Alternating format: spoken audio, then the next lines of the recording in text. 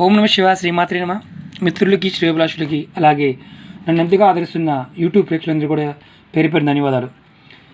మనం రెగ్యులర్గా చెప్పుకుంటున్న టాపిక్లో అప్పులు ఎలా తీర్చాలి అనే పాయింట్ చాలామంది మిత్రులకు మెయిల్ చేయడం జరిగింది, అలా కామెంట్స్ చేయడం జరిగింది. రుణం తీసుకున్నామండి, కానీ రుణాన్ని తీర్చడానికి చాలా ఇబ్బంది అవుతుంది, రుణాన్ని తీర్చడానికి అసలు ఆలోచన రావడం లేదు, అలాంటిది ఏదన్నా మంచి ఆలోచన కలగడానికి ఏదన్నా తంత్రం ఉందని అడిగారు మిత్రులు. వారందరి కోసం ఈరోజు ఒక అద్భుతమైన చిన్న డబ్బులు ఖర్చు కాకుండా ఉండే తంత్రాన్ని చెప్పుకుందాం.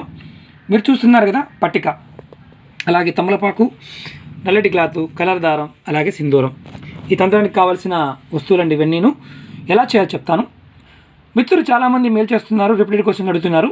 ఏంటంటే చేసినవి ఉన్నాయి కొన్ని, రుణ సంబంధిత విషయాలు కానీ, పెళ్లి సంబంధిత విషయాలు కానీ, విద్య సంబంధిత విషయాలు కానీ, ఆర్థిక సమస్యల పాయింట్ చాలా వీడియోలు చేయడం జరిగింది.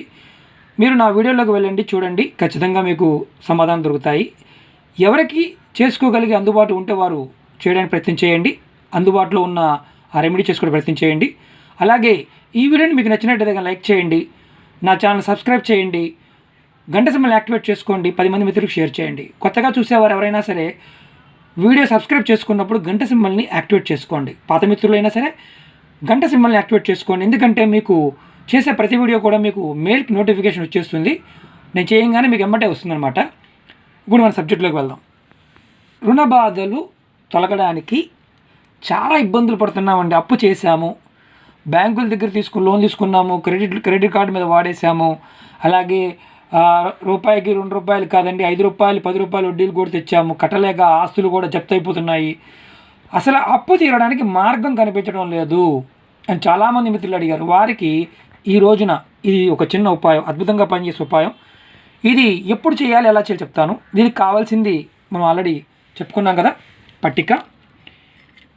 చూడండి, పట్టిక అంటే తినే పట్టిక కాదండి, ఇది మనం వాటర్ ప్యూరిఫై చేస్తాం కదా దానికోసం. అలాగే కెమికల్ పాయింట్లు వాడుతూ ఉంటారు, అలాగే దెబ్బలు తగిలినప్పుడు వాడుతూ ఉంటారు, నరదిష్టికి ఇంటి బయట కడుతుంటాం కదా అలాంటి పట్టిక.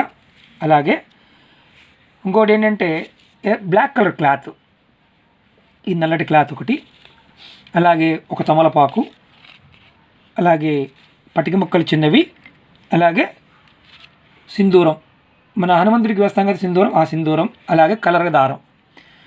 ఇవన్నీ కూడా ఎప్పుడు చేయాలి, అలా చేయాలి చెప్తాను మీకు నేను.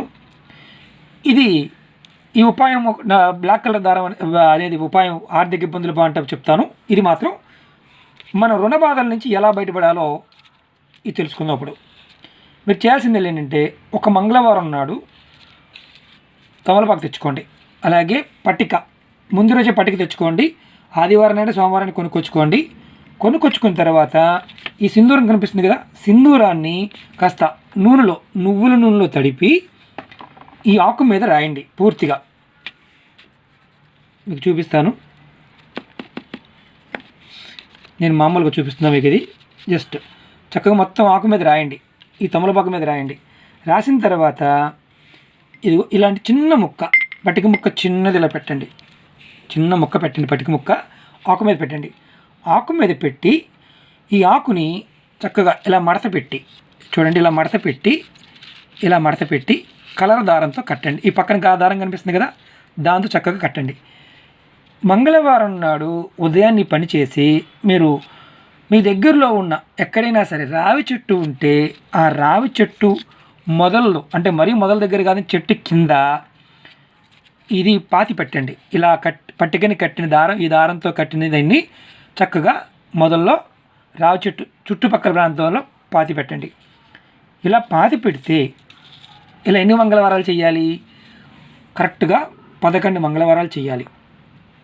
ప్రతి మంగళవారం నాడు ఇలా తీసుకుని వెళ్ళి చెట్టు కింద పాతి పెడుతూ ఉండాలి. ప్రతి మంగళవారం నాడు ఉదయం పూట చేయాలి. ఇలా చేయటం వల్ల మీరు ఏదైతే అప్పు తీసుకున్నారో, రుణాలు తీసుకున్నారో తీర్చడానికి మార్గం కనిపించట్లేదు కదా, మీకు మార్గాలు కనిపిస్తాయి, రుణ బాధలు తగ్గుతాయి. ఇది ప్రాక్టికల్గా చేసేది లాల్ కితాబ్ నుంచి తీసుకోవడం జరిగింది. ఇది ప్రయత్నం చేయండి. ఇంకొక వీడియోలో మనం ఈ నల్లగుడ్డని వాడుకొని పట్టికని ఎలా కట్టుకుంటే ఆర్థిక ఇబ్బందులు తగ్గుతాయో తెలుసుకుందాం. ఓం నమ శివాయ, శ్రీమాత్రే నమః.